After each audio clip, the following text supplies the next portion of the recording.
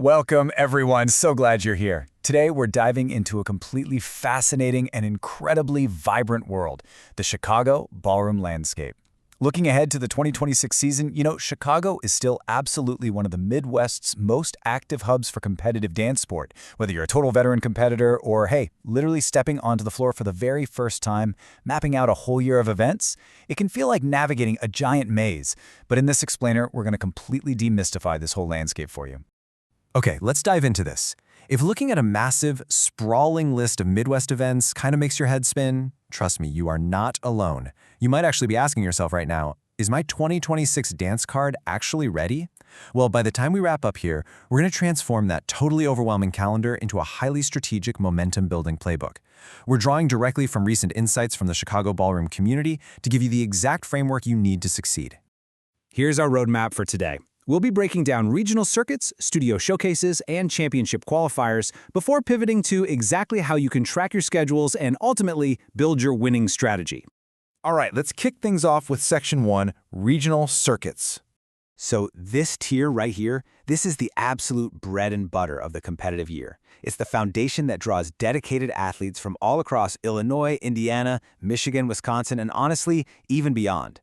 These recurring regional meets are essentially the core of the year. If you're aiming for medals and trying to secure those ranking points, this is exactly where you need to be. These circuits cater heavily to both standard, so think your elegant waltzes, and those really dynamic Latin divisions. And what makes them absolutely crucial is just the sheer volume of opportunity. Whether you're an amateur dancer or competing in high-level scholarship categories, these events give you multiple heats across a ton of age and skill levels. Basically, it's where you put in the reps. But here's the thing. The crucial point is knowing exactly what to prioritize when you're picking these regional events. You can't and shouldn't just sign up for everything. Instead, keep an eye out for organizers who publish their division lists early. You really want an event that offers a clear progression path. By that I mean, you can see a logical step up from your very first newcomer heat all the way up to the advanced fields. And finally, you definitely want spectator-friendly schedules. Targeting events with these specific traits, that lets you confidently map out your calendar, and it makes sure your coaches and peers can actually be there cheering you on. Moving right along to Section 2, Studio Showcases.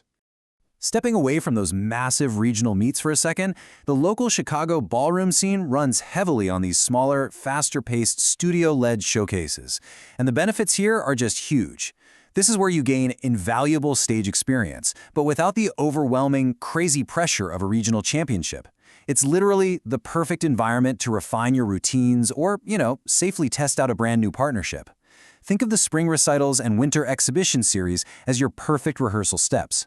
They're highly recommended for students who are transitioning out of those restricted syllabus steps and moving into more dynamic, competitive formats. Okay, let's slow it down for Section 3, Championship Qualifiers. Now we are stepping up to the big leagues, and this brilliantly illustrates the contrast. Local showcases offer this really warm, supportive rehearsal vibe. But qualifiers and championship prep events, they demand something entirely different. Even if an event has the word regional in its title, if it's selection-focused, the whole structure completely shifts. You're now facing formal panel adjudication, incredibly strict division compliance, and formal scoring. The stakes here are undeniably higher. So, keeping these distinct tiers in mind, how do you actually map out your year without completely burning out? I mean, we all have finite time, energy, and resources, right? You need a real strategy formula that maximizes that time and money with absolute efficiency. According to strategic insights from top Chicago organizers, there's actually a magic number for your baseline calendar, and that number is 2 to 3. You should really map your schedule around exactly 2 to 3 qualifying or championship prep events for the whole year. Doing this totally prevents burnout while making sure you are absolutely peaking for the dates that truly matter for your ranking and advancement. But wait, you don't stop there. Immediately follow that up by adding 1 to 2 local showcase opportunities to your schedule. Why? Well, because these act as your essential confidence-building milestones. They're strategically placed right before those major dates so you can walk onto that massive championship floor knowing your routine is completely battle-tested. So, 2 to 3 majors plus 1 to 2 local showcases. That right there is your golden ratio. All right, let's get tactical with Section 4, tracking your 2026 schedule. It is time for a little Coach's Corner Real Talk. Relying on social media reposts for your dates? Yeah, that's a total recipe for missed deadlines and totally unnecessary stress. Because 2026 schedules are finalized over time, you have got to go straight to the source. Check the actual competition organizer sites and governing body pages for official registration announcements. You need to confirm the division rules yourself. Like, are there age cutoffs? Is it restricted syllabus versus freestyle? Always look for venue and travel notes, simply because parking and hotel blocks literally change constantly. Monitor your specific studio or team pages for lineup updates, and please do this, physically write down those painful late fee deadlines so you are never caught off guard. Bringing it all home, Section 5, your winning strategy. If we distill absolutely everything we've covered today from the experts, the ultimate takeaway is crystal clear. The Chicago competitive scene heavily rewards dancers who plan early and intentionally build their momentum. But remember, that golden ratio only works if you customize your watch list. You've got to filter all of this through your specific age group and define your exact dance style focus. And most importantly, be really honest about your competition level.